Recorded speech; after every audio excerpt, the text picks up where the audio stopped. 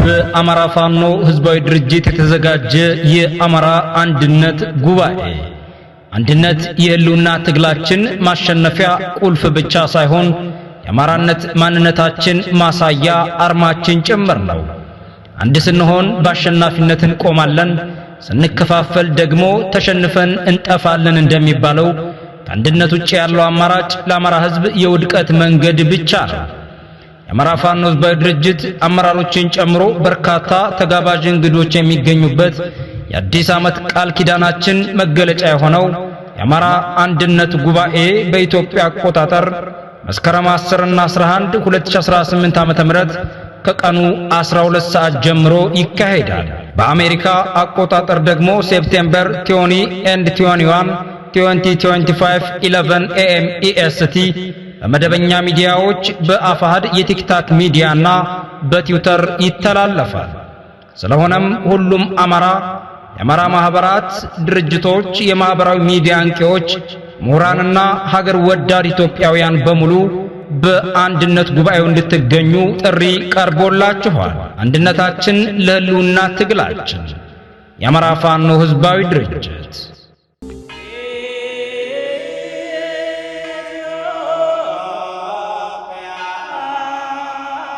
በስመ አብ ወወልድ ወመንፈስ ቅዱስ አሃዱ አምላክ አሜን። ታላቅ የበይነ መረብ የውይይት መድረክ ማስታወቂያ። ባሳለፍናቸው 7 ዓመታት እጅግ በከፋ መልኩ የብልጽግና አገዛዝ አገሪቱን ለእርስ በርስ ጦርነት በመዳረግ የገዛ ህዝቡን በጅምላ በመጨፍጨፍ ላይ ይገኛል። በብልጽግና የመንግስት አገዛዝ ከፍተኛ መከራን የተቀበለችውና እየተቀበለች ያለችው ዋነኛዋ ደግሞ የኢትዮጵያ ኦርቶዶክስ ተዋሕዶ ቤተክርስቲያን ናት። ባለፉት 7 ዓመታት ቤተክርስቲያንን በቋንቋ በአካባቢና በጎጥ በመከፋፈል አንድነቷን አደጋ ላይ በመጣል ቀኖናዋ እንዲጣስ ከማድረጉም በላይ መንግስት በግልጽ የብልጽግና ወይንም የኢኮኖሚ እድገት ጠላት ናት በማለት ቤተክርስቲያንን ለማጥፋት በስልትና በመዋቅር እየሰራ ይገኛል። አሁንም የቤት ስራችን ብዙ፣ ችግራችንም ውስብስብ፣ እንደ ተራራም ግዙፍ ቢሆን ጥምረት ለቤተ ክርስቲያን ተራራውን የመናድን የመፍትሄ እርምጃ አንድ ብሎ ጀምሮ የተለያዩ ጥረቶችን በማድረግ ላይ ይገኛል። ይህ ጥረት ግን የሁላችንንም ሱታፌ ይፈልጋል። ጥምረቱ የዚህ ጉዞ አንዱና ወሳኝ የሆነውን መድረክ ኢትዮጵያውያን ለሀገርና ለቤተ ክርስቲያን ሰላምና ህልውና በሚል መሪ ቃል ታላቅ የበይነመረብ የውይይት መድረክ አዘጋጅቷል። ይህም መስከረም 10 ቀን 2018 ዓመተ ምህረት ወይንም ሴፕቴምበር 20 2025 በዋሽንግተን ዲሲ ሰዓት አቆጣጠር ከ11 AM እስከ 3 PM በኢትዮጵያ ሰዓት አቆጣጠር ከምሽቱ 12 ሰዓት ጀምሮ የሚደረግ ይሆናል። የኔ ኢትዮጵያዊ ነኝ፣ ኢትዮጵያን እወዳለሁ፣ ስለ ኢትዮጵያ አንድነት እሰራለሁ የሚል ሁሉ የተጋበዘበትና የሚገኝበት ሊቀርበት የማይገባ ልዩ መድረክ ነው። መስከረም 10 ቀን 2018 ዓመተ ምህረት በኢትዮጵያ ሰዓት አቆጣጠር ከምሽቱ 12 ሰዓት ጀምሮ በዋሽንግተን ዲሲ አቆጣጠር ከረፋዱ 11 ሰዓት ጀምሮ እንገናኝ። ጥምረት ለቤተ ክርስቲያን ዓለም አቀፍ ንቅናቄ። ሰላም ጤና ይስጥልን ተመልካቾቻችን፣ እንደምን ዋላችሁ እንደምን አመሻችሁ። ከአንከር ሚዲያ ዝግጅት ክፍል የአክብሮት ሰላምታችንን እናቀርባለን። በወታደራዊ ጉዳዮች ላይ ዘውትር ከሻለቃ ማሞ ለማ ጋር የምናደርገውን ቆይታ ነው ለዛሬ የሚዘንላችሁ የቀረብነው። የአብይ አህመድ አገዛዝ ከኤርትራ አንጻር ውጊያ ለማድረግ በተለያየ መልኩ ዝግጅት ማድረጉን የሚያሳዩ መረጃዎች ይወጣሉ። በሰሞኑንም እንደዚሁ አፍሪካን ኢንተለጀንስ የተሰኘው በድረገጽ ዜና ዘጋቢ የአብይ አህመድ አገዛዝ ኮማንድ ፖስት አቋቁሟል ብሏል። ለኤርትራ ጋር ለሚደረገው ውጊያ ሰሞኑን በአዲስ አበባና በተለያዩ የአማራ ክልል ከተሞች በተካሄደ የግድቡ ድጋፍ ሰልፍ ላይ በዋናነት ጎልቶ የተንጸባረቀውም ከግድቡ ወደ ወደቡ የተሰኘው መፈክር ነው። ይህ መፈክር በዋናነት በብልጽግና በኩል በቅድ ተዘጋጅቶ ህብረተሰቡ እንዲያስተጋባው መደረጉን ነው የምናገኛቸው መረጃዎች የሚያሳዩት። ለመሆኑ የአብይ አህመድ ዝግጅት ከኤርትራ አንጻር እውነት የሚደረግ ኮማንድ ፖስት ማቋቋም ለምን አስፈለገ በሚሉና በሌሎች ወቅታዊ ጉዳዮች ላይ ከሻለቃ ማሞ ለማ ጋር የምናደርገውን ቆይታ እንድትከታተሉ ግብዣችን ነው። መልካም ጊዜ።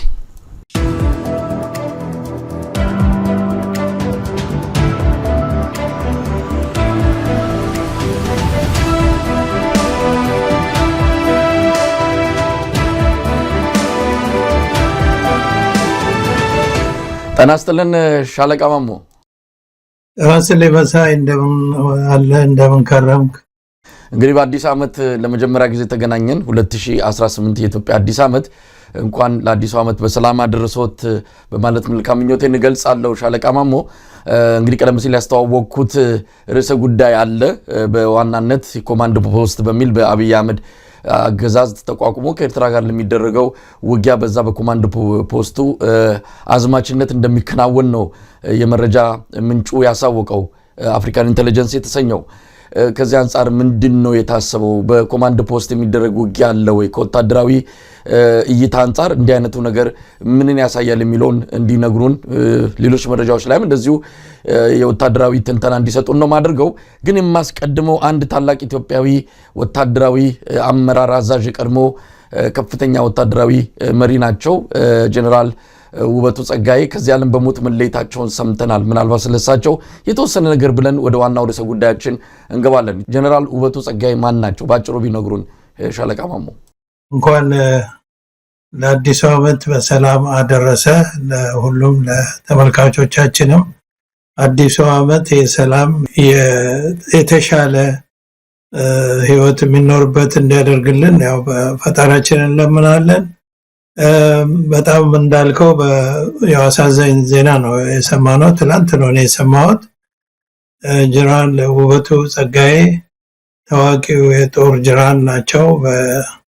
ያው በጣም ሲኒየር ናቸው። በ18ኛ ኮርስ እንደሆኑ ነው የማውቀው። የሆለታ ገነት እንግዲህ ወደ 52 እንደዚህ አካባቢ መሆኑ ነው እንግዲህ ከሌሎቹ አለቆቻችን እንደምንረዳው 19ኛ ኮርስ በፊት ማለት ነው። እና በጣም ሲኒየር መኮንን ናቸው። እንደገና ደግሞ በጣም የታወቁ የጦር ጀነራል ናቸው።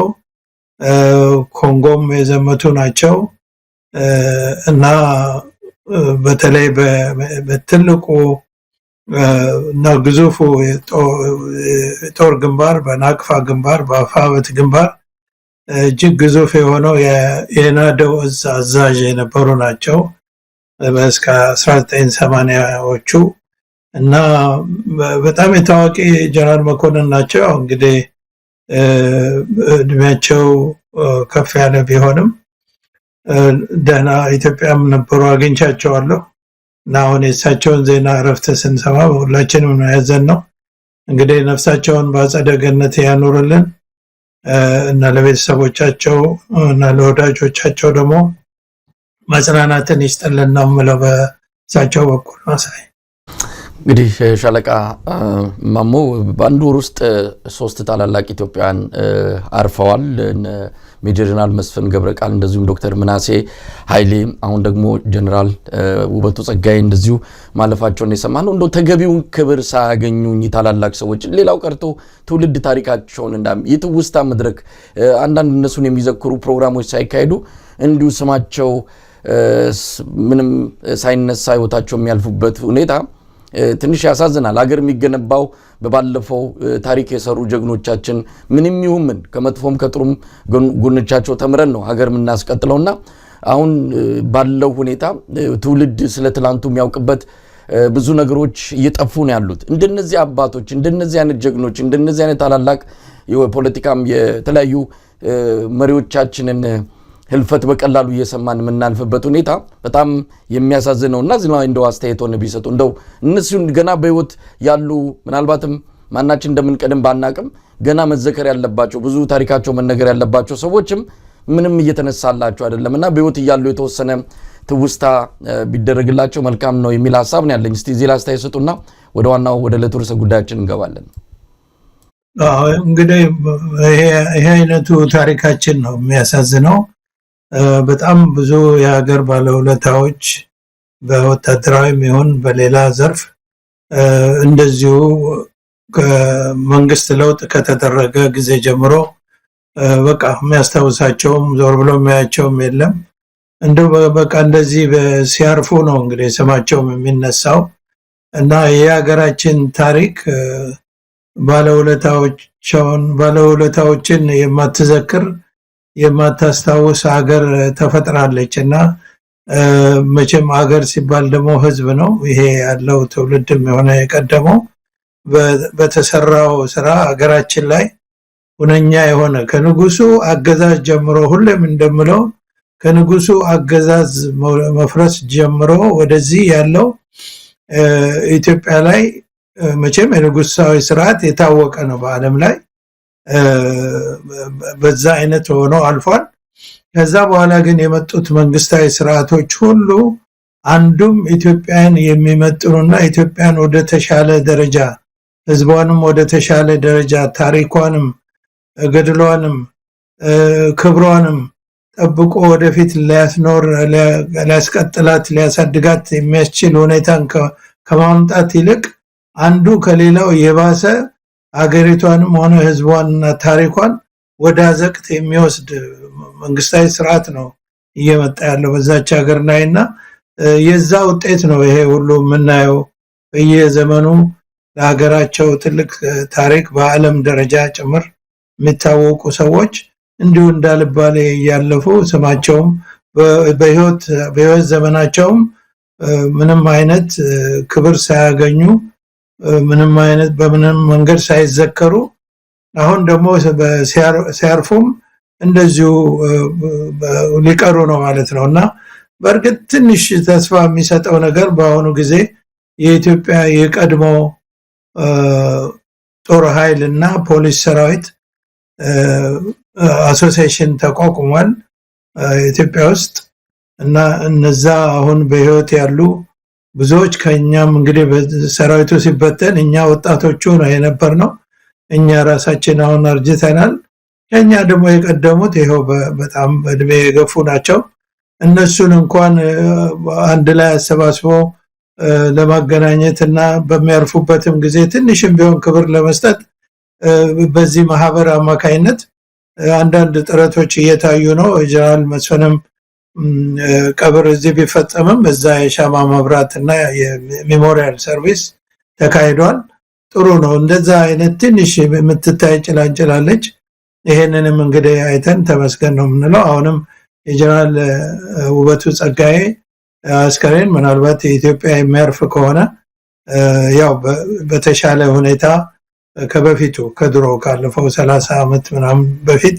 ከነበረው በተሻለ ክብር ይሸኛቸዋል ብለን ተስፋ እናደርጋለን መሳይ አመሰግናለሁ ሻለቃ ማሞ እንግዲህ በድጋሚ ለኢትዮጵያዊው የጦር መሪ ጀነራል ውበቱ ጸጋዬ እንግዲህ ሰላማዊ ረፍትን እንመኛለን ለቤተሰቦቻቸው ለወዳጅ ዘመዶቻቸው እንደዚሁ መጽናናትን በመመኘት ነው ወደለቱ አጀንዳችን የምናልፈው ሻለቃ ማሞ እንግዲህ የኤርትራና የአብይ አህመድ አገዛዝ የገቡበት ፍጥጫ አለ ያ ፍጥጫ ወደ ጦርነት ያመራል አያመራም የሚለው መወያ አጀንዳ ሆኖ ቢመጣም በኤርትራ በኩል ምናልባት ለጉዳዩ የሰጡት ለስለስ ያለ አካሄድ ወይም ደግሞ እንቅስቃሴ በአብይ አህመድ በኩል የፖለቲካ አመራሮችም ጀነራሎችም በመድረክ ላይ እየወጡ የሚሰጡት መረጃና የሚሰጡት ትንታኔ ምናልባት ጦርነቱ አይቀሬ ነው ለሚሉ ሰዎች ትልቅ ግባት ይሆናቸው ነው ሰሞኑን አፍሪካን ኢንተለጀንስ ያወጣው ደግሞ የተለየ ነው የኮማንድ ፖስት ተቋቁሟል ወደ ኤርትራ እንደሚደረገው ጥቃት የአብይ አህመድ አገዛዝ በልዩ ሁኔታ የተደራጀ ኮማንድ ፖስት አቋቁሟል የሚል መረጃ አውጥቷል እንደው ይሄንን ዜና እንዴት ተመለከቱት ምናልባት ኮማንድ ፖስት የሚለው በተለየ ሁኔታ ለዚህ ሚሽን የሚቋቋምበት ወታደራዊ ትንታኔው እንዴት ሊገለጽ ወይም ሊታይ ይችላል ሻለቃ ማሞ እሺ አመሰግናለሁ መሳይ አሁን ከዚሁ እንጀምር ልክ ነው ይሄ እኛ ሀገር ላይ በተለይ ከወያኔ ኢህአዴግ አገዛዝ ጀምሮ ሚሊተሪውን በተለይ ካፈረሱ በኋላና ከበተኑ በኋላ እንደው ልክ የኢትዮጵያ ትላንትና የተፈጠረች ሀገር በሚያስመስል ሁኔታ ነገሮች ሁሉ ከፕሮፌሽናሊዝም ወይም ፕሮፌሽናል ወይም ግሎባል መታወቂያ ያላቸው ነገሮች ሁሉ እንደው ያጣመሙ ያወላገዱ እንት ማለት በጣም የተለመደ ሆኗልና እንግዲህ ሁሉም ሰው ለግንዛቤ እንዲረዳው በአለም ደረጃ በስፋት የሚታወቁና በስራ ላይ የዋሉ ወታደራዊ ቋንቋዎች እና አሰራሮች አሉ ወታደራዊ ብቻ የሆኑ አንዳንድ ጊዜ ለሲቪልም አገልግሎት ይውላሉ እንግዲህ ኢትዮጵያ ለመታማታት ባዳበረችው በቀደመው ዘመን ይሁን በዘመናዊ ወታደራዊ ግንባታ ከዘመናዊ ወታደራዊ ውትድርና ቋንቋ ጋር የሚሄድ ትርጉም አላት ለእያንዳንዱ ነገር። አሁን የኮማንድ ፖስት የሚለው ፒውርሊ እንግሊዘኛ ነው፣ ግን የአማርኛው ትርጉም ወይንም ወታደራዊ ትርጉም አለ። በኢትዮጵያ ኮማንድ ፖስት የሚለው ወታደራዊ ቋንቋ በኢትዮጵያ ወታደራዊ ቋንቋ ትርጉሙ ማዘዣ ጣቢያ ነው የሚባለው። ይሄ ትርጉምና ስራ ተግባር ላይ ከዋለ ምዕተ ዓመት አልፏል። አሁን ተነስተው በተለይ ከወያኔ ጊዜ ጀምሮ ይሄ እንግሊዘኛ ቋንቋ ኮማንድ ፖስት ሲባል የተለየ ነገር ይመስላል እና ደግሞ ቋንቋውም ኮማንድ ፖስት የሚለው ማዘዣ ጣቢያ የሚለው ከአማርኛው ትርጉም ራሱ ብንነሳ የማዘዣ ጣቢያ ነው እና ተግባሩም ወይ ወታደራዊ ሲሆን ኮንሴፕቱም በወታደራዊ ዘመቻና ውጊያ ወቅት የሚመሰረትና የሚቋቋም ነው። እንግዲህ ቅድም እንዳልኩት ኢትዮጵያ ሀገራችን ከንጉሳዊ አገዛዝ መፍረስ በኋላ የመጡት አገዛዞች ወደ ኋላ የሚጎትቱ ሆነው ስለተፈራረቁባት ነው እንጂ ጥንታዊ ሀገር ብቻ ሳትሆን በቀደመም ሆነ በዘመናዊ ውትድርና ብዙ መቶ ዓመታትን ያስቆጠረች ነች እና ከዘመናዊ ውትድርና ግንባታ በፊት ራሱ የኢትዮጵያ እያንዳንዱ ሰው ወታደር ነበር፣ ህዝባዊ ሰራዊት ነበር እና ለምሳሌ ኮማንድ ፖስት የሚለው ወታደራዊ ማዘዣ ጣቢያ ሲሆን ከዛው ጋር ሌላ ወታደራዊ ቋንቋ ምን አለ? የመመልከቻ ጣቢያ የሚባለው በአሁን በዓለም አቀፍ ደረጃ በእንግሊዝኛ የሚታወቀው ኦብዘርቬሽን ፖስት ይባላል። ኮማንድ ፖስት፣ ኦብዘርቬሽን ፖስት እና ያ ማለት መመልከቻ ጣቢያ ነው። የወታደር መመልከቻ ጣቢያ ማለት አመቺ አካባቢውን ሊቆጣጠር የሚችል ገዢ መሬት ወይም የመቆጣጠሪያ መሳሪያ ያለው የተጠመደበት እና ያንን አካባቢውን እንቅስቃሴ የሚመለከቱበት ማለት ነው እና በዚህ መሰረት ማዘዣ ጣቢያ ማለት ወታደራዊ አዛዦች፣ አመራሮች፣ የሎጂስቲክ እና የሌሎች ኢንቴሊጀንስ የኦፕሬሽን አንድ ላይ ሆነው ፊት ለፊታቸው የሚካሄደውን ኦፕሬሽን ውጊያ ሊሆን ይችላል፣ ወታደራዊ እንቅስቃሴ ወይ የጦር እንቅስቃሴ ሊሆን ይችላል። እንደዛ አንድ አማሃኝ ቦታ ወይም አመቺ ቦታ ወይም በዝቅተኛ ደረጃ ስናየው ደግሞ ለሰው ግልጽ እንዲሆን አሁን ለምሳሌ ዝቅተኛው ማዘዣ ቦታ የሚኖረው አንድ ሻለቃ ጦር ነው። ሻለቃ ጦር በስሩ 3 ሻምበሎች ወይ 4 ሻምበሎች ይኖሩታል። እነዛን ሻምበሎች እያየ ውጊያውን ሊመራ የሚችልበት ድጋፍ የሚሰጥበት መሳሪያ አለው። ከሻምበሎች ከፍ ያለ ሻለቃ ሲባል ድጋፍ ሰጪ መሳሪያ አለው። እነዛን ከፊቱ የሚዋጉትን ሻምበሎች ድጋፍ የሚሰጥበት ከበድ ያለ ረዘም ያለ ርቀት የሚሄድ መሳሪያ አለው። ወይ ሞርታር ይሆናል፣ ወይ ዶሽቃ ሊሆን ይችላል፣ 50 ካሊበር ሊሆን ይችላል፣ ዙ 23 ሊሆን ይችላል። እንደዚህ ድጋፍ ከኋላ ሆኖ ከርቀት ድጋፍ የሚሰጥበትን የሎጂስቲክ ድጋፍ የሚሰጥበትን እንትን አድርጎ የሚያስተባብርበት ቦታ ነው ማለት ነው። በአይኑ እያየ ከብርጌድ ክፍለ ጦር ሲባል ደግሞ ወደኋላ ራቅ ስለሚል መሳሪያዎቹ ድጋፍ ሰጪዎችም ረጅም ርቀት ስለሚሄዱ በአይን ከማየት ይልቅ በኮሙኒኬሽን ደረጃ ወይም በሌሎች መሳሪያዎች እየተጠቀመ ነው እና እንዲህ እያለ እያደገ ሲሄድ ወደ መከላከያ ደረጃ ሲደርስ ከርቀት ለምሳሌ አስመራ ወይም ኤርትራ ወይም ትግራይ ወይም ደግሞ በአሁኑ የትም ክፍለ ሀገር ወይም ክልል የሚካሄደውን ውጊያ መከላከያ ሚኒስቴር ዘመቻ መምሪያ ሆኖ የሚቆጣጠርበት ሲቹዌሽን ሩም ይባላል። እሱ ደግሞ እንጂ ኮማንድ ፖስት አይባልም። እሱ ኮማንድ ፖስት ሞስትሊ ፖስት ነው። በእንቅስቃሴም ሊሆን ይችላል፣ ቋሚም ቦታ ሊደረግ ይችላል፣ ከአየር ላይ ሊሆን ይችላል፣ ከመርከብ ላይ ሊሆን ይችላል።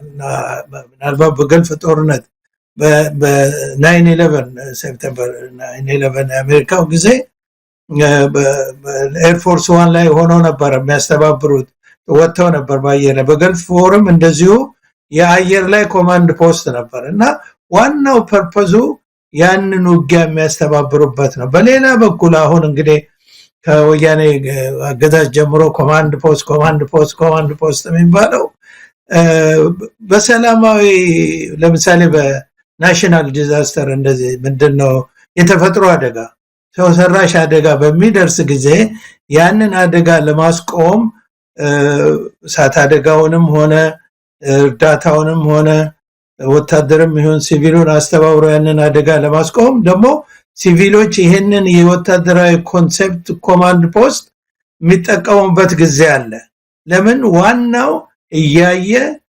እያስተባበረ ያንን እንትን ኦፕሬሽኑን ወይም አደጋውን የሚከላከል ማለት ነው። ጊዜያዊ አንድ ቦታ ሊሆን ይችላል፣ እየተንቀሳቀሰ ሊሆን ይችላል።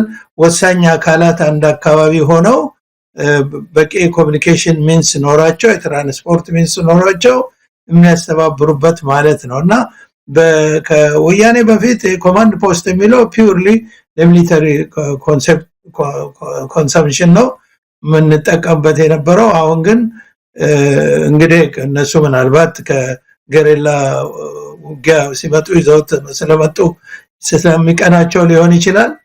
ወይንም ደግሞ አሁን ሲቪሊያን ይሄ ኮማንድ ፖስት ነው። የመከላከያው ደግሞ መቼም ሲቪል እና መከላከያ አንድ ላይ ሆኖ ኮማንድ ፖስት ላይ ጦር አያዝም። በዚህ ግባ በዚህ ወጣ ይሄን አድርግ ወይ ቅድ አይሰራም ወይ ሪፖርት አይቀበልም። የተለያየ ነውና የዚህ የመንግስት ኮማንድ ፖስት የመከላከያ ኮማንድ ፖስት ተብሎ ሁለት ነው የሚቋቋመው ወይንስ ይሄ ስሙን ወስዷል ማለት ነው ሚሊተሪውና የተምታታ ነገር ነው ብዙ ጊዜ ምናየው በእኛ ሀገር ላይ እና እንግሊዘኛ ቋንቋው ደግሞ በጣም ተመችቷቸዋል ይመስለኛል። ኮማንድ ፖስት የሚለው ትንሽ ሰውም ያስራል ይመስለኛል። አሁን በዚህ በአማራ ክልል በኦሮሚያ ክልል ኮማንድ ፖስት ተቋቋመ ሲባል ሰውን ሁሉ የሚያስር የሚፈታ የሚፈርድ ሁሉ ነው። እንደ ኢመርጀንሲ እንትን ማለት ነው። ስቴት ኦፍ ኢመርጀንሲ እንደማለት ነው። ኮማንድ ፖስት ተቋቋሙ ሲሉ ስቴት ኦፍ ኢመርጀንሲንም እንትን ትርጉም እየሰጡት ነው አንዳንድ ጊዜና የተምታታ ነገር ነው እኛ ሀገር ላይ የምናየውና ኮማንድ ፖስት ሲምፕሊ ኮንሴፕቱም የሚሊተሪ ነው። እንደገና ደግሞ ጥቅም ላይ የሚውለው በሚሊተሪ ነው። ትርጉሙም ደግሞ ማዘዣ ጣቢያ ማለት ነው።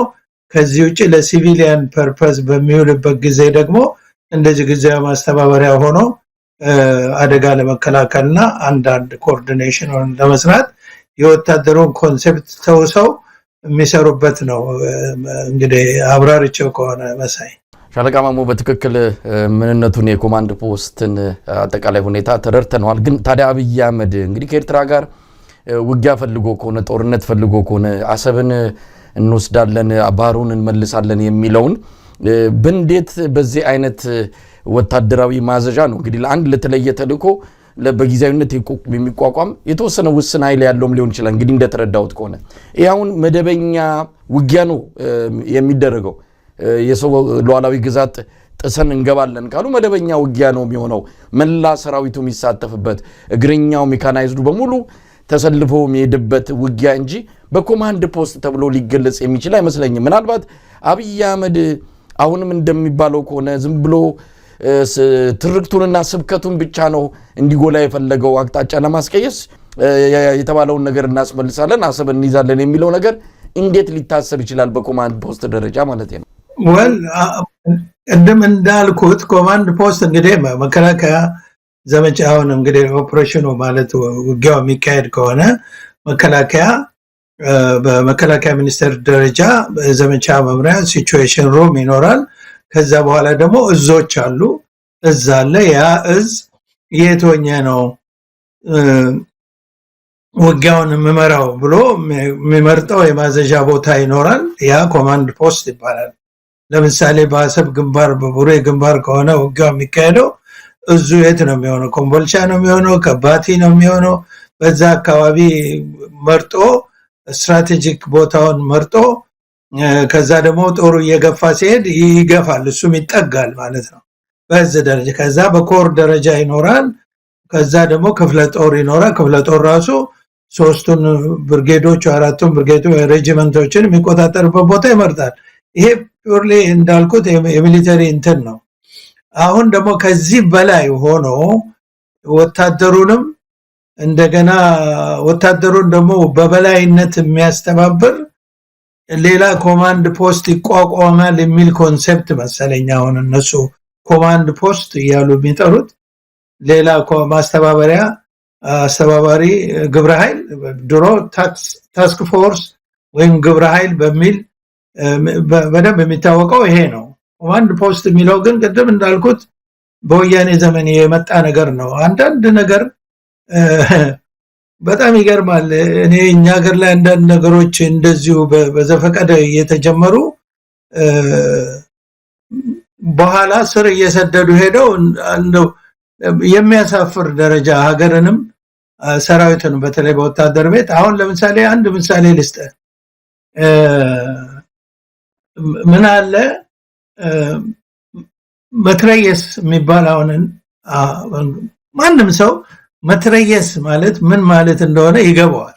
ምንም ወታደር ያልሆነም ሰው በታሪካችንም በታሪክ አንብቦም በፊልምም አይቶ በወሬም ሰምቶ መትረየስ ምን እንደሆነ መትረየስ ነው የሚባለው። መትረየስ የሚባል እንግዲህ መትረየስ አውቶማቲክ መሳሪያ አውቶማቲክ ተኩስ የሚተኩስ ከነፍስ ወከፍ መሳሪያ ተለቅ ያለ ወይም ዝናር ያለው ብዙ ጊዜ መትረየስ የሚባል ነው። እንግዲህ በርግጥም ይሄ ነው የመትረየስ ያንዳንዱ ሰው ይሄን ማወቅ የለም እና የቡድን መሳሪያ ነው እና ይህ መትረየስ የሚለው የወል ስም ነው። እንግዲህ ብዙ አይነቶች መትረየሶች አሉ፣ ግን የወል ስሙ መትረየስ ነው የሚባለው። በአገራችን ከጥንት ጀምሮ ኢቭን ከዘመናዊ ውትድርና በፊት ጀምሮ እንግዲህ ከመቶ ምናምን ዓመት በፊት ጀምሮ መትረየስ ይታወቃል በአገራችን። እንግዲህ ምን ተፈጠረ? ወያኔ ለመንግስት ስልጣን ከበቃበት ጊዜ አንስቶ ግን የመትረየስ የወል መጠሪያ ብሬን በሚል እንዲተካ ተደርጓል። አሁን እንኳን አይደለም ወታደሩ ይሄ አሁን ፋኖም ሌሎችም ታጣቂዎች ብሬን ሲሉ ትሰማለህ። መትረየሱን ነው ብሬን የሚሉት። ብሬን የሚለው መጠሪያ የመጣው ከየት አመጣው ወያኔ ካልከኝ እኔ ባደረኩት ሪሰርች ወይም እኔ ባለፍኩበት ኤክስፒሪየንስ በትጥቅ ትግል ላይ በነበረበት ጊዜ ከጀባሃና ከሻቢያ ኃይሎች ተውሶና ወርሶ ያመጣው ስም ነው። እነሱ ከየት አመጡት ቢባል በጀባሃ ጊዜ የታጥቀውት የነበረው መትረየስ ብሬን የሚባል መትረየስ ነው። ይሄ ብሬን የሚባል መትረየስ አንድ መትረየስ ነው፣ የአንድ መትረየስ ስም ነው። ይሄም በእንግሊዝ ሀገር የእንግሊዝ ስሪት የሆነ መትረየስ ነው። ብሬን የሚባል መጋዘንን ከላይ ወደ ታች የሚጎርስ መሳሪያ ነው። እንግዲህ በሁለተኛው ዓለም ጦርነት ጊዜ እንግሊዝ የሰራው መትረየስ ነው እና ይሄ መትረየስ የወል ሳይሆን የአንድ መትረየስ ድምጽ ማነው ስም ነው። ይሄንን ይዘው ብሬን በማለት አሁን ነጠላ ስም መትረየስ የሚለውን ትተው ወይም በእንግሊዘኛ ማሽንጋን ነው የሚባለው። በእንግሊዘኛ ማሽንጋን ነው የሚባለው። በኢትዮጵያ ደግሞ ልክ የማሽንጋን ያህል መትረየስ ብላ ትጠራዋለች ማለት ነው ኢትዮጵያ ውትድርና ውስጥ። ሌሎች ሀገሮች ዓለም አቀፍ እንትኖች ብናይ ለምሳሌ በፈረንሳይኛ በጣም ከኛ የቀረበ ነው፣ ማትሪያሊየስ ነው የሚሉት። እንደገና ደግሞ በጀርመን ማሽን ጊዌር ነው የሚሉት። በጣሊያን ደግሞ ማትሪያሊ ትሪጂ ነው የሚሉት እና ይሄኛው የፈረንሳይኛው በተለይ ከኛ ጋር የቀረበ ምናልባት አባቶች አያቶቻችን ከዛ ጋር የተቀራረበ እንደገና ትርጉሙን ራሱን ስታየው መትረየስ የሚለው በጣም ብዙ ጥይት የሚተኩስ ተር የሚል አይነት ትርጉም የሚሰጥ ነው። ይሄን አጥፍተው አሁን ወያኔዎች የመትረየስን ስም ብሬን አድርገው ልክ ምናልባት አንተ ደርሰበት እንደሆነ አላውቅም አገራችን ላይ ኦሞ የሚባል ዱቄት የሳሙና ዱቄት ነበረ። እሱ እንትን የሳሙና ዱቄት ያንዱ ፋብሪካ ነው ይሄ ዋሽንግ ፓውደር ማለት እንጂ እኛ ሀገር ግን የምንጠራው ምንድነው ኦሞ ብለን ነው የዱቄት ሳሙናን ኦሞ ብለን ነው የምንጠራው። እንደዛ አይነት ሞኝነት ማለት ነው። መትረየስን ብሬን ብሎ መጥራት እንደዛ ማለት ነው። ዋሽንግ ፓውደርን ወይም ይሄ የዱቄት ሳሙናን በሙሉ ኦሞ ብሎ እንደመጥራት ማለት ነው። ግን ያን ጊዜ እኛ ሀገር የገባው ኦሞ የሚልና የመጀመሪያው ፋብሪካ ስለሆነ ነውና ይሄ እንደዚህ አይነት ፋላሲ ያለ እኛ ሀገር ማይታረም ተነግሮም ቢነግሯቸውም አያርሙ። አሁን ጭራሽ እንደውም ሌሎቹም ታጣቂዎች መትረየስ የሚለውን የሀገራችንን የወል የመትረየስ ቋንቋ ትተው ብሬን ማለት ጀምረዋል። ይሄ ብሬን አሁን በስራ ላይ የለም ተጥሏል። ያረጀ እንትን ሞዴል ነውና ግን የእንግሊዝ ስሪት ነው። እንደዚህ አይነት ፋላሲ አለ። እንግዲህ ወደ ዋናው ቁም ነገር ስመጣ እኔ እዚህ ላይ አሁን ይሄ የአሰብ ጉዳይ ሲነሳ ስለ ወታደራዊ ጉዳዩ ስለ ጦርነቱ ወደ በኋላ ገልጻለሁ። ግን አሁን እንዴት ይሄ ነገር መጣ የሚለው ነገር እኔ ሁሉ ጊዜ ራሴን እጠይቃለሁ። በፈረንጆቹ እንግዲህ በ1998 በእኛ 90 ማለት ነው እስከ 2000 ድረስ ነው ለሁለት ዓመት በኤርትራና በኢትዮጵያ መካከል ለሁለት ዓመት በባድሜ ጦርነት በመቶ ሺህ የሚቆጠር ሰው አልቋል። ጦርነቱን ደግሞ አሸናፊ ሆኖ ኤርትራ ምድር ድረስ ዘልቆ መሬት እስከ ባሬንቱ ድረስ ደርሶ የነበረው የኢትዮጵያ ሰራዊት ነው። ስለዚህ አሸናፊ ነው የነበረውና በዛ ወቅት የአልጄሪያው የወቅቱ ፕሬዝዳንት መስሎኛል ኢኒሼት አድርገው የአልጀርስ አግሪመንት የሚባለውን በዲሴምበር 2000 በፈረንጅ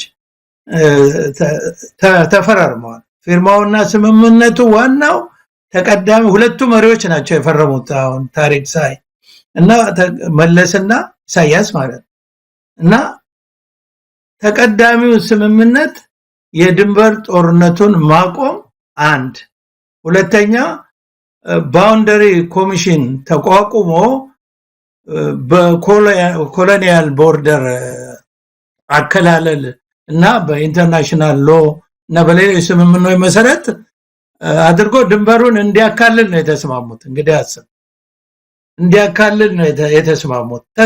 እንደገና ደግሞ የዚህ ባውንደሪ ኮሚሽንን ውሳኔ ሊቀበሉ ነው ተስማምተው የፈረሙት። በ2002 በፈረንጆች የቦርደር ኮሚሽኑ የመጨረሻውን ውሳኔ ያሳለፈ ማለት ነው። ተፈጻሚነት የሚኖረው ባውንደሪ ዲሲዥን ላይ ነው የደረሰው ኦሬዲ ስለተስማሙ እና እንግዲህ አከራካሪ የሆነውን የባድሜን ከተማ ለኤርትራ ሰጠ ሌሎቹንም። ይሄን በሚሆን ጊዜ መጀመሪያ ነገር አሸናፊ የሆነ ኃይል ይሄንን የባውንደሪ ኮሚሽን እንትን እቀበላለሁ ብሎ የተንበረከከው ጠመንጃ ላያቸው ላይ አልተደቀነ ወይም በድል ተመተው ስልጣናችንም ሀገራችንም አደጋ ላይ ነች አላሉ። ለምንድን ነው የተስማሙት? ከተስማሙ በኋላ ባውንደሪ ኮሚሽኑ ሲወስን ለተወሰነች ቀን ህዝቡን ለማታለል ሞከሩ። ውሳኔው ለኛ ነው የተወሰነው ብለው አጭበረበሩ።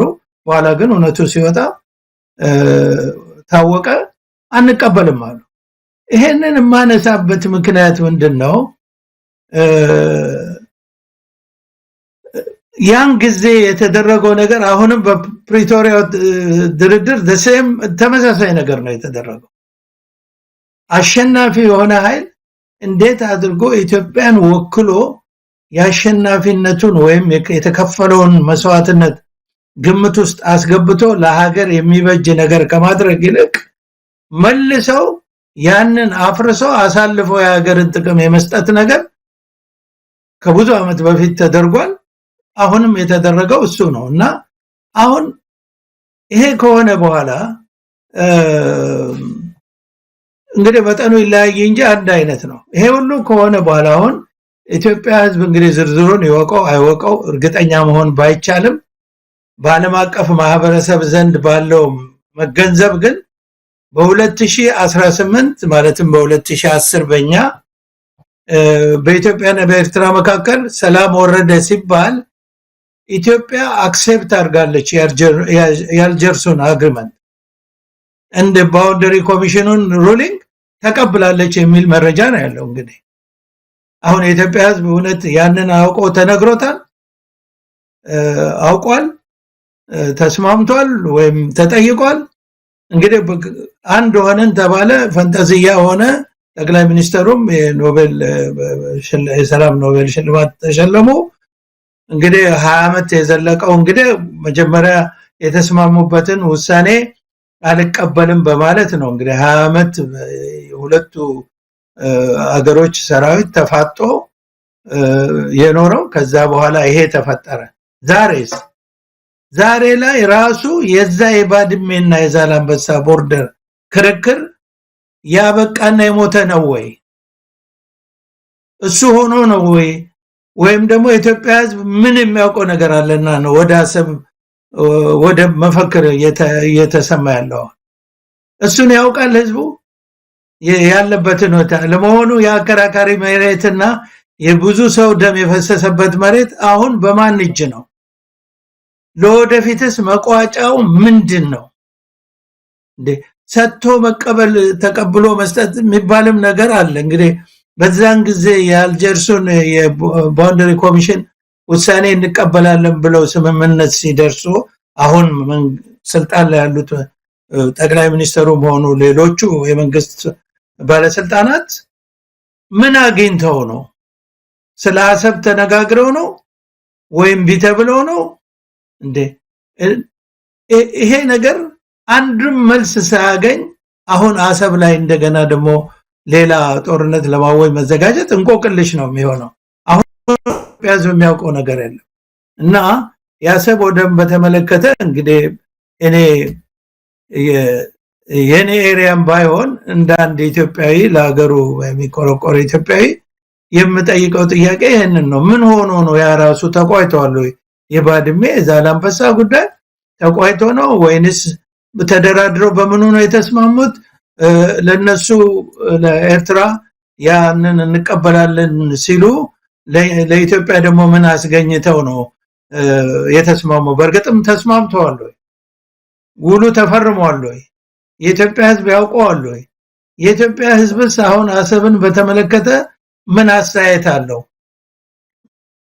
ምንም የሚታወቅ ነገር የለምና ይሄንን ልበልና ከዛ በኋላ ወደ ሻለቃ ማሞ እዚህ ላይ እንደው እርሶ ያው ከኤርትራ ጋር በተያዘ ዛም ብዙ አመታትን ነው በወታደራዊ ሙያ በወታደራዊ አገልግሎት በዘመቻ ትልቅ ኃላፊነት ኖሮት የቆዩት በኤርትራ ብዙ ነገር ያቃሉ የነበረው ሁኔታ አሁን ወደዛ ለመመለስ አይደለም። ነገር ግን አብይ አህመድ ባህር ኃይልን ስናሰለጥን ባህር ኃይል እንዲኖረን ስንፈልግ እኮ የዛሬ ብዙ አመት ወደ ኋላ እንግዲህ እሱ ከመጣ በኋላ ምናልባት 2 አመት ወዲህ ጀምሮ ያሰበበት ጉዳይ እንደሆነ የባህር ኃይል ያስፈልገናል ስንል ወደቡ እንደሚያስፈልገን ስለምናቅ ነው አሰብ ይመለሳል የሚል ሐሳብ ብቻ ሳይሆን በተግባር የሚተረጎም ተልኮም ስላለን ነው ይላል።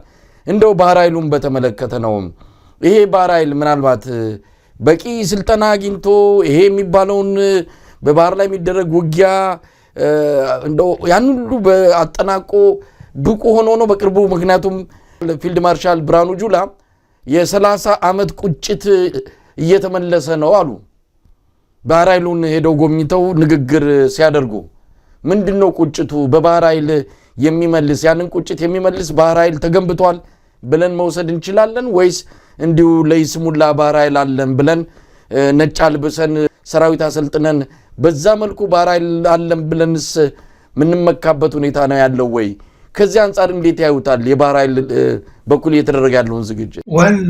እንዴት ነው አሁን ይሄ ፉከራውን እና ቀረርቶን ወደ ጎን ትተን ይሄ ባህር ኃይል መቋቋም ሲጀመር እንዴት ነው ባህር ኃይል ላንድ ሎክድ የሆነ አገር ባህር ኃይል ያስፈልገዋል ወይ የሚለውን ነገር ለማየት ሞክሬ ነበረ። በእርግጥ የባህር ኃይል የባህር በር ኖሮ ብቻ ለባህር ኃይል ሆኖ ተዋጊ መርከብ ይዞ በሌላ ነገር ሳይሆን ባህር በር የሌላቸው ሀገሮች ባህር ኃይል ይኖራቸዋል። እንዴት ነው? ባህር ኃይል ከመርከብ ወይንም ከባህር መቅዘፍ በተጨማሪ አንደኛ ኢትዮጵያ ውስጥ ብዙ ሐይቆች አሉ እና ብዙ ወንዞች አሉ። ስለዚህ በናሽናል ዲዛስተርም ጊዜ ሆነ በእነዚህ ሐይቆች ላይ የሚደረጉ ውሃ ነክ ነገሮችን ለዛ አደጋ የሚደርስ የባህር ኃይል ሙያ ያለው የባህር ኃይል እንደሚያስፈልግ ስለገባኝ ብዙም አልተደነቁም። አሁን ከዚህ ባህር ኃይል ነንና ባህር ኃይል ስለገነባን የባህር በርም አግኝተናል ከሚለው ጋራ ያልተያዘ ማለት ነው። እንደዛ ሊሆን ይችላል ብዬ ገምቼ ነበር። አሁን ግን ይሄ ባህር ኃይል በርግጥ ባህር ኃይል ለማግኘት ባህር ኃይል ለመገንባት እንግዲህ በባህር ላይ ጦር መርከብ ያስፈልጋል። በዛ ላይ እንግዲህ የሚገነባ ነው የሚሆነው። ሌላውን ግን የሐይቁን የምኑን የባህር ኃይል ሙያን ተጠቅሞ ለሀገር የሚጠቅም ስራ ለመስራት ሊሆን ይችላልና አሁን ፕሮፓጋንዳውና ፕራክቲካል ነገሩ ተደበላልቆ ነው ያለው። ስለዚህ ይሄንን መጀመሪያ እኮ ጦር መርከብ ያስፈልጋል። እንግዲህ ባህር ኃይል ከተባለ ባህር ላይ ኃይል ያለው ማለት ነው።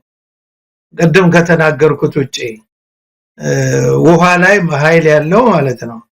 ስለዚህ ወደ ባህር ወደ ዋናው ባህር ወደ ቀይ ባህር ወደ ሌላም ባህር ለመግባት ግን ያው የጦር መርከብ ያስፈልጋል። በጦር መርከብ ላይ የሚሰለጥኑ ባለሙያዎች ያስፈልጋሉ። እነዛ ባለሙያዎች ደግሞ በመኮንነት ደረጃ በሲማን ደረጃ የኢትዮጵያ ባህር ኃይል ምናልባት አሁን አላስቆጥም እንጂ በጣም ብዙ የጦር መርከቦች የነበሩት ብዙ ላንዲንግ ክራፍት የነበረው ከፍተኛ ደረጃ የደረሰ ነበር ከ34 ዓመት በፊት እና አሁን ከዜሮ መጀመራችን ምንም የሚያጠራጥር አይደለም። ግን በዚህ ደረጃ ባህር ኃይል ስለተገነባ ባህር ኃይል ይሆናል ወይም ደግሞ ባህር ያስገኛል ማለት አይደለም።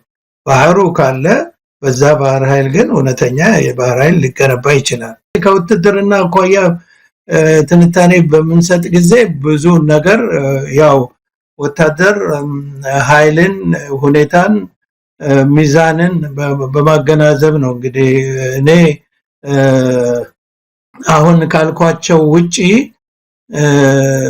እኔ እንደው ሁሉ ጊዜ የሚደንቀኝ ነገር መጀመሪያ ኢትዮጵያ ለኤርትራ የአሰብ ወደብን ጥያቄ አቅርባ ኤርትራ ምን መለሰች ወይም ኤርትራ መንግስት ወይም ኤርትራ መሪ ምን መለሰ የሚለው እኔም ባውቅ ኤርትራ በኢትዮጵያ ህዝብም ቢያውቅ በጣም ደስ ይለኛል።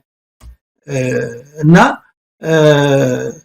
የማይነጥፍ ይሄ የኢትዮጵያ ባህር በር ጥያቄ የማይነጥፍና የሚቀጥል በመሆኑ እንደገና ደግሞ መፍትሄም ሊኖረው ስለሚችል ከሁለቱ ሀገሮች መቀራረብና በጥቅም መተሳሰር አኳያ መፍትሄም ስለሚኖረው ምን አስበው ነው የሚለው ሳይታወቅ ነው እንግዲህ ሁሉ ነገር የሚመጣው። ቅድም እንዳልኩት ህዝቡስ ምን ይላል? የኢትዮጵያ ህዝብስ አስተያየቱ ምን ይላል? ማን ጠይቆታል? ነገሩ ማንስ መጠየቅ ያስፈልጋል? ተነስተ ጦር ማዝመት ከቻልክ ለምን ትጠይቀዋለህ? እንደዚህ ነው የኛ ሀገር ነገር እና በሌላ በኩል በመሬትን ስናይ አሰብ ለኤርትራ ዋናው ክፍል የራቀ ነው። ለጦር ንቅናቄም ሆነ ለሎጂስቲክ ድጋፍ በጣም አስቸጋሪ ቦታ ነው የሚሆነው። ለኢትዮጵያ ደግሞ ከምድር የቀረበ በተለይ በምድር በየብስ የቀረበና ምናልባትም ለወታደራዊ ጥቃት የተጋለጠ ምቹ ሊሆን ይችላል ከኢትዮጵያ በኩል። ይሄ እንግዲህ ከወታደራዊ አኳያ ነው። ከዚህ አንፃር ማጥቃት ሰንዝሮ ሆነ ወረራ ፈጽሞ አሰብ ወደብን ያስኩ ማለት ይቻል ይሆናል። የሚቻልበት መንገድ ሊኖር ይችላል። ግን ጦርነት ሁሉ ጊዜ ስትጀምረው ነው እንጂ መጨረሻው አይታወቅም። እና ደግሞ የሚገጥምህ ነገር ያው ልክ እንደ እግር ኳስ ነው እና ምን እንደሚገጥምህ አታውቅም። በትንሽ ስተት እንኳን ማስተማማኝ ኃይል እንኳን ቢኖርህ በትንሽ ስተት ጦርነት መልኩን ሊቀይር ይችላል እና ይሄ ሪስክ አለው። ስለዚህ ይሄንን አይተው ከሆነ ከዛ በኋላ ምን ሊከተል ይችላል? ተንደርድሮ የኢትዮጵያ ሰራዊት ምናልባት ሆኖለት አሰብ ቢደርስና ወደቡን ይዣለው ብል ከባህርና ከየብስ ተነስቶ ማለት ነው ወደ ባህር ጠርዝ ቢደርስ ከዛ በኋላ ምን ይሆናል? እና ትላንት በሶማሌ የሆነውን እንደ ምልክት ማየት ነው። ትላንት ሶማሌ ገና ለገና ኢትዮጵያ ለዚህ ከሶማሌ ለተገነጠለችው ማነው ሶማሌላንድ እውቅና ልትሰጥ ነው እና ሜሞራንደም ኦፍ አንደርስታንዲንግ ተፈራረሙ ብላ ነው እንግዲህ ቀጥታ ገስግሳ የኢትዮጵያ ታሪካዊ ጠላት የሆነችው ግብጽን የጋበዘችው። ኤርትራ ሲን እንደዚህ አይነት ጥቃት ከደረሰባት ይሄን ማታደርግበት ምን ሊኖር ይችላል? እና ይሄ ከሆነ ደግሞ በግብጽም ይሁን በሌላ ሀገር ጣልቃ ገብነት ሊቆም ይችላል ወይ? እና ኤርትራ ተከትሎም ሆነ ኢትዮጵያን ተከትሎ የሚሰለፈው ኃይል ኢትዮጵያን የጦር ሜዳ ቢያረጋት ልክ እንደ የመን ማለት ይሄ ታይቶ ነው ወይ ሁሉ ነገር የሚደረገው? ወይስ ሲምፕሊ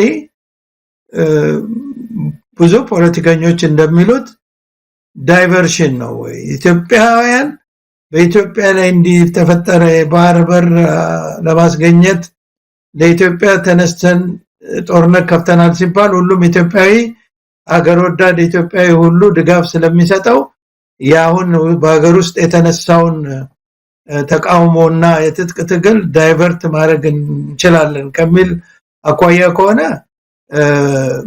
አይመስለኝም ይሄ ውጤታማ የሚሆን ለኢትዮጵያም ሆነ ኢቭን ለመንግስታዊ ስርዓቱም የሚሳካ ዳይቨርሽን ይፈጥራል ብዬ አላምንም። ለምን ሰው በአሁኑ ጊዜ መረጃ እጥረት የለበትም፣ ብዙ ነገር ያለምን ሁኔታ ያለና ሌላው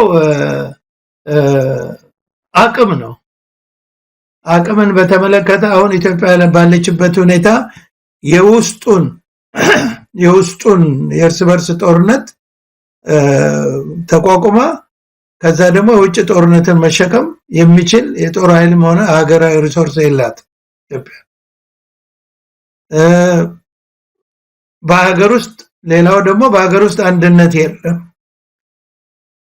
ምናልባት አንዳንድ ጊዜ አንዳንዶቹ ሲያወሩ በአድዋው ጊዜ ብዙ አጼ ምኒልክን የሚቃወሙ ነበሩ ጦርነቱ ሲመጣ እንደሆነ ያኮ ሌላ ነገር ነው። ያኮ ተወረን ነው ሃይማኖታችንን፣ ሰንደቅ ዓላማችንን፣ ዳር ድንበራችንን፣ ማንነታችንን ሊወር የመጣ በዘር በሃይማኖት በቀለም የማንገናኘው የጣሊያን ፋሺስት ጣሊያን ኃይል መጥቶ ነው እኮ የተባበሩት።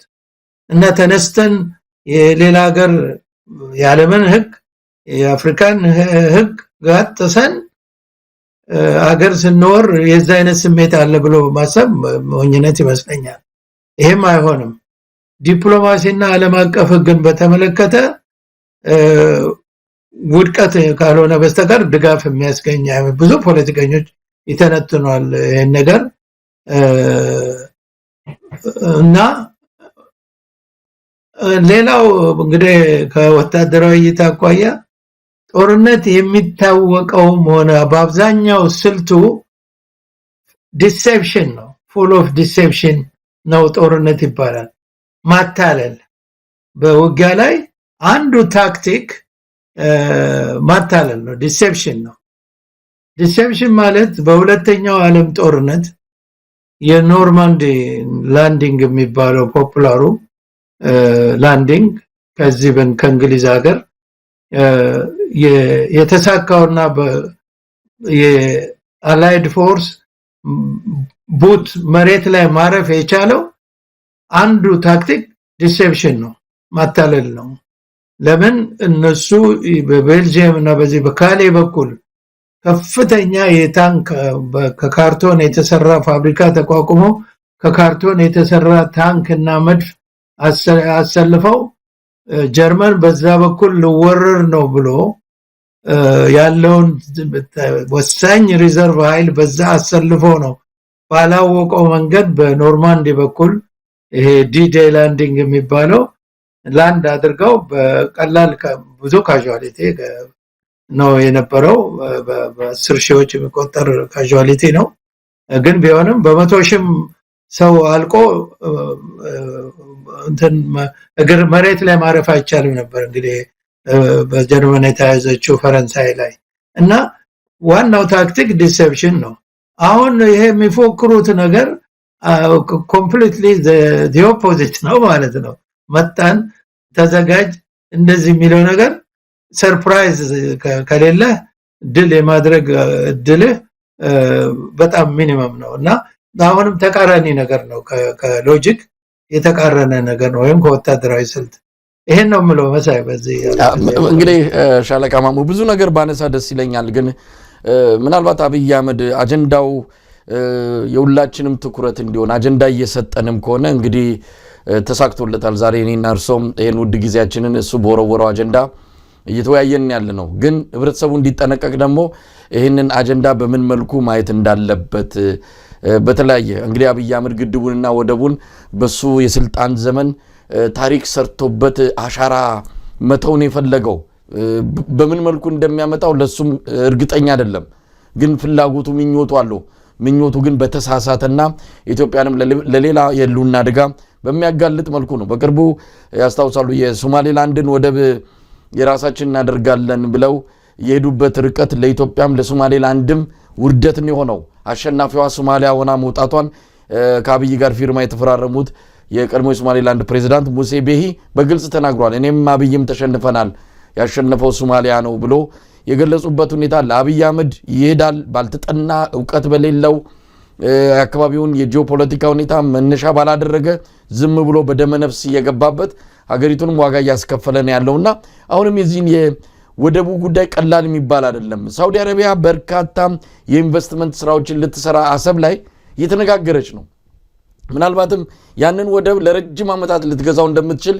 ፍንጭ እየሰማን ነው እንደ ጅቡቲ ለበርካታ ዓመታት ለ99 ዓመት የመሸጥ እድል ሊኖር ይችላል ያሰብ ጉዳይ በቀላሉ በአንድ ስምምነትና በአንድ ፊርማ ኤርትራ ይሄንን ለሆነ ሀገር ልታስረክብ የምትችልበት እድል አላት መብቷም ነው ያንን እንኳን ሊሆን ይችላል ብሎ የገመተ አካሄድ አይደለም ከብዙ ሀገራት ጋር አካባቢው ላይ ትልቅ ቀውስ ሊፈጥር ይችላል ተብሎ የሚገመታል ሌላው የሰማነው በቅርቡም በአንዳንድ የመረጃ ምንጮች እንዳረጋግጥ ነው አሜሪካ ከዚህ ከሁቲ አማጽያን ከየመን ላይ ሽብር አደጋ እየፈጸሙ ያሉ ባህር ላይ ዝርፊያና ጥቃት ከሚፈጽሙት ጋር በተያያዘ የምታደርገውን ወታደራዊ እንቅስቃሴ ከኤርትራ ጋር በትብብር ለማድረግ እየመከረች መሆኗ ተሰምቷል ነገ ከነጎዳ የአሜሪካ ትልቁ አጋር ሆና ኤርትራ ልትወጣ ትችላለች ስለዚህ አብይ አህመድ እዚህ የቀጠናው ላይ የመጣለውን የተለያዩ ለውጦችን ከግምት ያላስገባ የኢትዮጵያውያንን ስሜት እየኮረኮርኩ አጀንዳ እያደረኩ በስልጣን ቆያለሁ ከሚል በጣም ጠባብ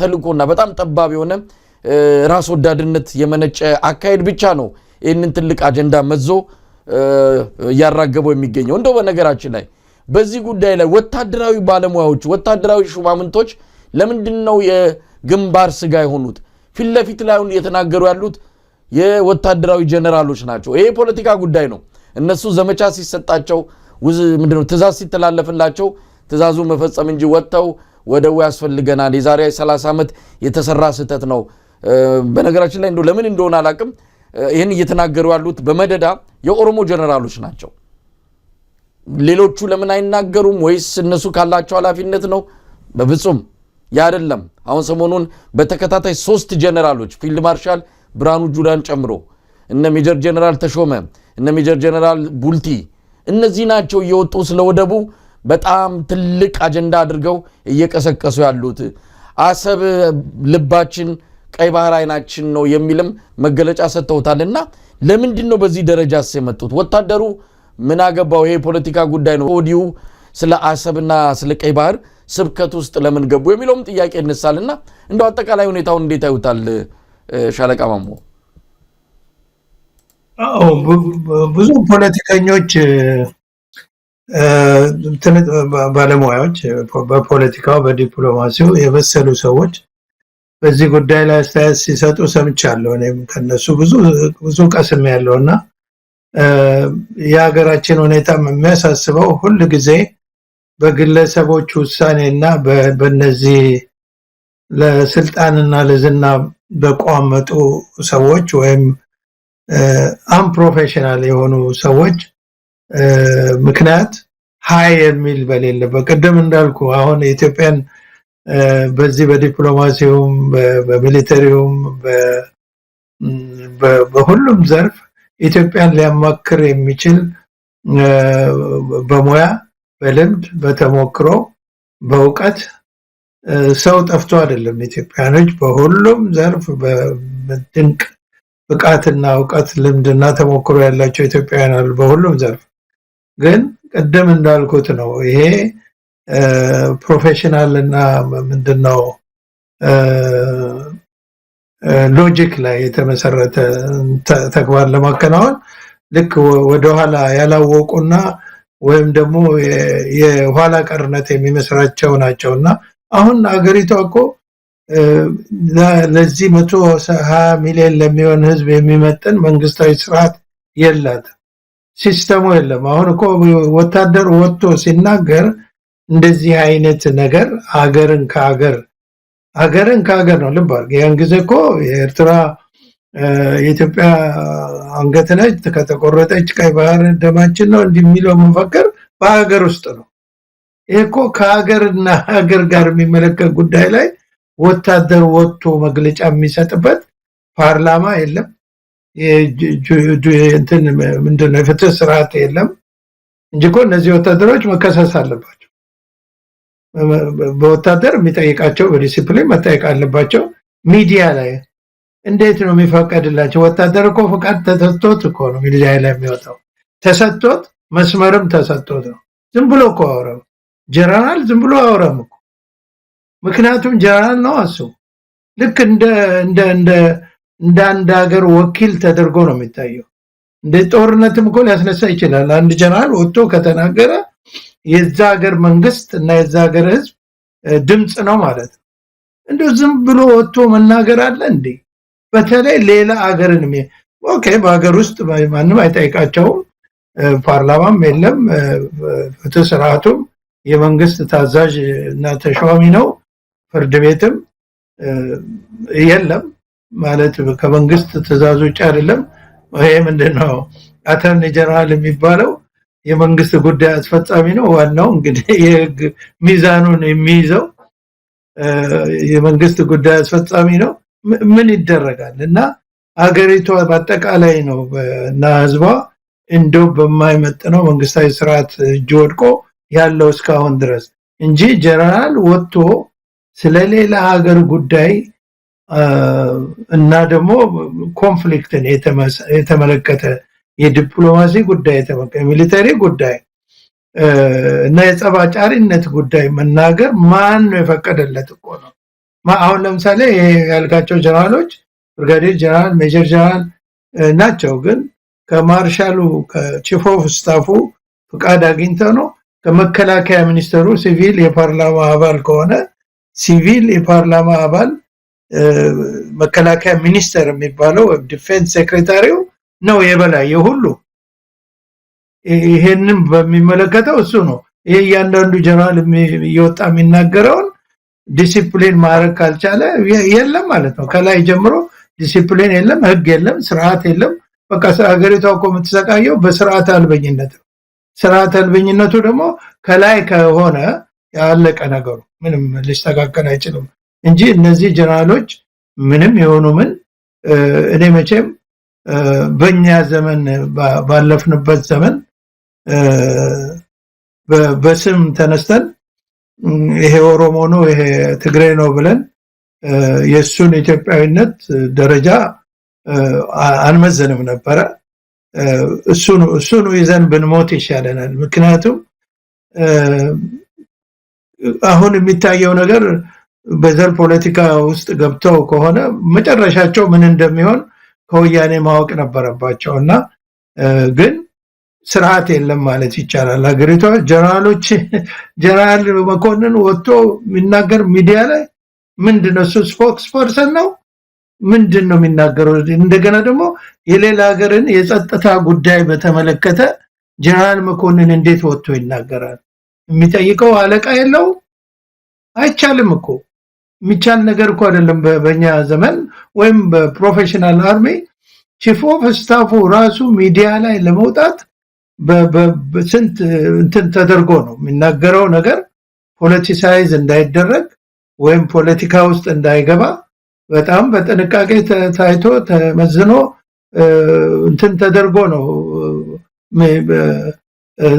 ተጣርቶ ነው የሚወጣው በስንት ጊዜ አንድ ጊዜና እኛ ሀገር ላይ ስርዓት አልበኝነት በአርሚው ውስጥም በጀነራል መኮንኖች ውስጥም መኖሩን የሚያሳይ ነው ብዬ ነው መደመደበው ውስጣቸውን እነሱ በኢትዮጵያዊነት ይሁን በዘረኝነት ራሳቸው ይወቁት እና ግን ትክክለኛ ነገር አይደለም ስርዓት አልበኝነት ነው ሻለቃ ማሞ እንግዲህ ምናልባት ብዙ ነገሮችን አነሳን ይሄ የወደቡ ጉዳይ ብልጽግና አገዛዝ በኩል በሰፊው የተራገበ ያለ ጉዳይ ነው ከአምስቱ አጀንዳዎች በ2018 አብይ አህመድ ህዝቡን በተለይ የመጣውን ህዝባዊ ቢተኝነት ያስጠለኛል በእነዚህ አጀንዳዎች ተንጠልጥዬ ስልጣኔን አሻግራለሁ ብሎ እየገመተ ያለው ወይም ደግሞ ያቀደ ያለው አምስት አጀንዳዎች አሉ አንዱ የወደቡ ጉዳይ ነው ለዚህም ነው አሁን ግድቡን ጨርሰናል ወደ ወደቡ እንሄዳለን የሚል በሰልፍም በተለያየ መልኩም እየተገለጸ ያለው አንደኛ ግድቡንም በተመለከተ አጀንዳችን በርግጥ አይደለም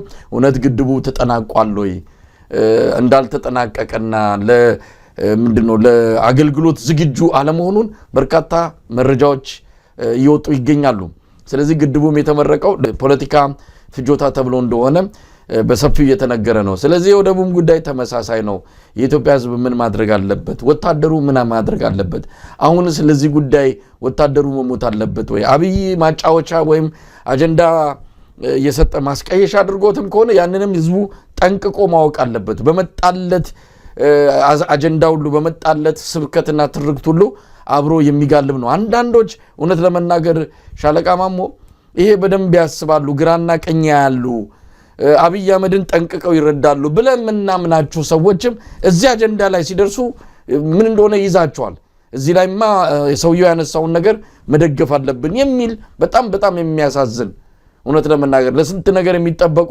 ነገር ግን በትንሽ እነዚህ አይነት አጀንዳው ትንሽ ነው ማለት አይደለም አብይ ያነሳበት መንገድ ነው እንደው ዋጋም ካጣ ግን በዚህ ተጠልፎ የሚወሰዱ ብዙ ሰዎች አሉና እዚህ ዘመን ላይ ወታደሩ ኢትዮጵያውያን ምንድነው ማድረግ ያለበት ጥንቃቄ አዎ ወደብ ያስፈልገናል ምንም ጥርጥር የለውም ወደቡን ልናገኝ የምንችልበት ግን ከኤርትራ ጋር ባለ መልካም ግንኙነት የኢትዮጵያን ሁኔታ ነገ ከነጎዲያ ወደቡን ልታገኝ በመትችልበት ሰላማዊና ዲፕሎማሲያዊ መንገድ ሊሆን እንደሚችል ምንም ጥርጥር የለውም በእነሱ በኩልም እንዲህ አይነቱ ነገር በር የዘጉበት ሁኔታ ስለመኖሩ አልሰማንም ስለዚህ እንዲህ አይነቱን በቀላሉ ደም ሳይፈስ ተግባራዊ ማድረግ የሚቻልበት እድል ይያለ አብይ አህመድ ያዙ ይልቀቁኝ የሚልበትን እንዲህ አይነቱን አጀንዳ ህብረተሰቡ እንዴት ነው ማየት ያለበት ወታደሩስ ሌሎችስ አካላት እንደው አመሰግናለሁ መሳይ ወሳኙ ነገር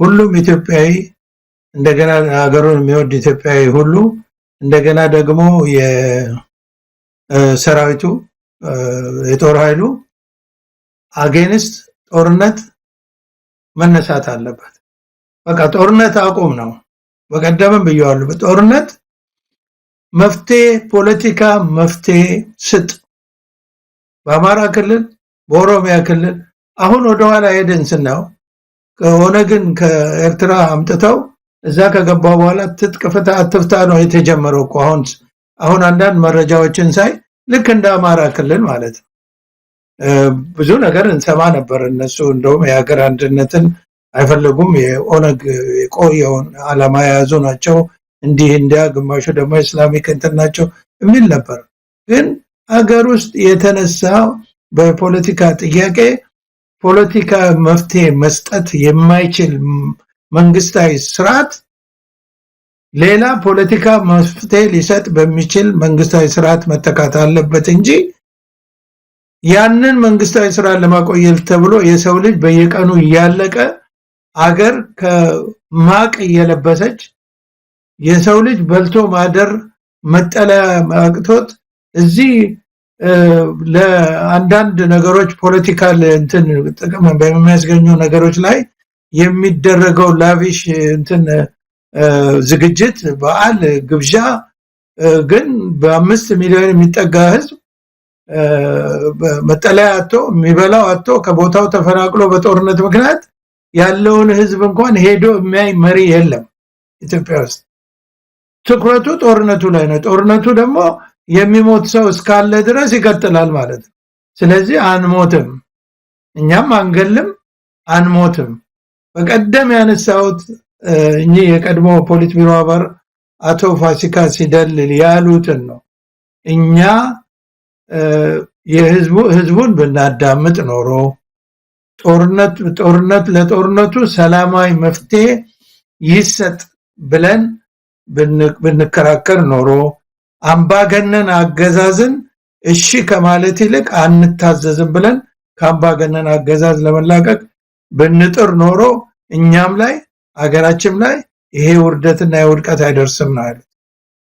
አሁን ይሄንን ያላደረገ ህዝብ፣ ይሄን ጦርነት ያልተቃወመ ህዝብ፣ ይሄን ጦርነት አቁመ ሰላማዊ መፍትሄ ስጥ ማለት የማይችል ሰራዊት ወይም የሰራዊት አዛዥ በኋላ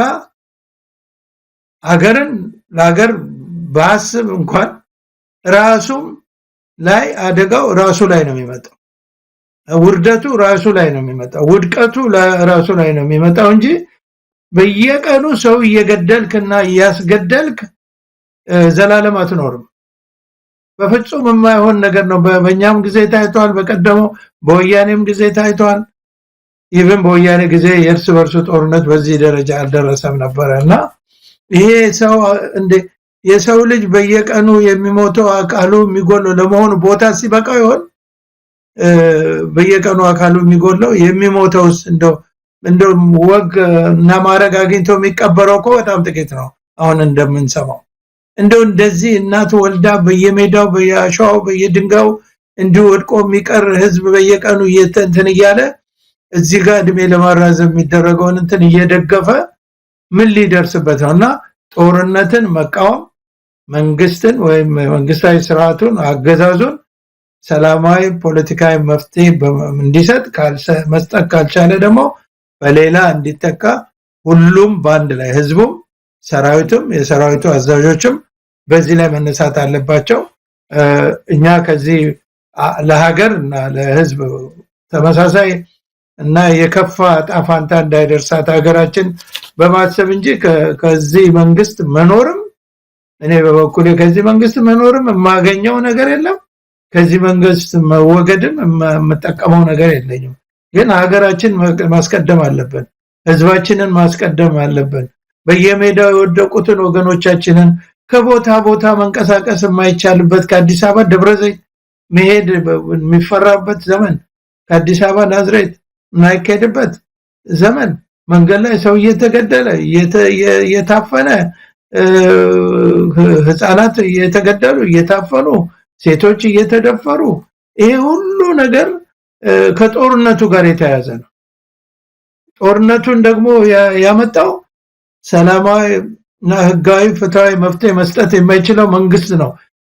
መንግስት በመኖሩ ነው እንጂ ምንም እኮ በመንደር ላይ የማይፈታ ችግር የለም። እንኳን በሀገር ውስጥ ሀገርን ገነጥላለሁ ብለው የሚዋጉትንም እኮ ያኔ ፖለቲካ አሁን ያለንበት የፖለቲካ ንቃተ ህሊና ደረጃ ባንደርስም አሁን ስናየው ያ ጊዜም እኮ 30 ዓመት እኮ መዋጋት አልነበረብንም። መንግስት አቅም ያለው መንግስት ስላልነበረ ነውና ፖለቲካዊ መፍትሄ የማይሰጠው ነገር የለም።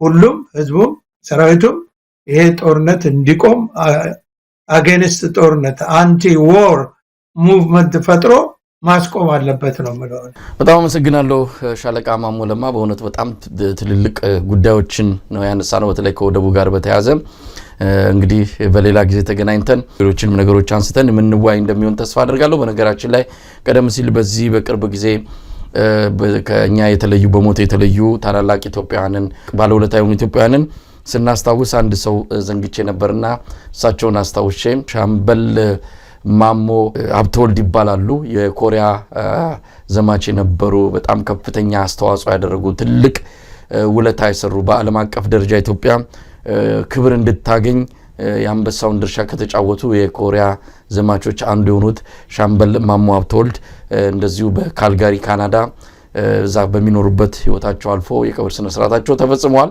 እኚህንም እንግዲህ በአንድ ወር ባልሞላ ጊዜ ውስጥ ነው 4 ታላላቅ ኢትዮጵያውያንን ያጣነው። ቀደም ሲል በመግቢያችን ላይ ገለጽነው እነ ጀነራል ውበቱ ጸጋዬ፣ እነ ሜጀር ጀነራል መስፍን ገብረቃል፣ እነ ዶክተር ምናሴ ኃይሉ እና ሻምበል ማሞ ሀብተወልድን እያስታወስን ነው እንግዲህ ዝግጅታችንን የምናበቃው። ሻለቃ ማሞ ለማ በጣም አመሰግናለሁ። እንግዲህ 2018 የሰላም የደስታ የፍቅር እንደዚሁም የድልና የነጻነት ያድርግልን። በጣም አመሰግናለሁ። እኔም አመሰግናለሁ። መልካም ጊዜ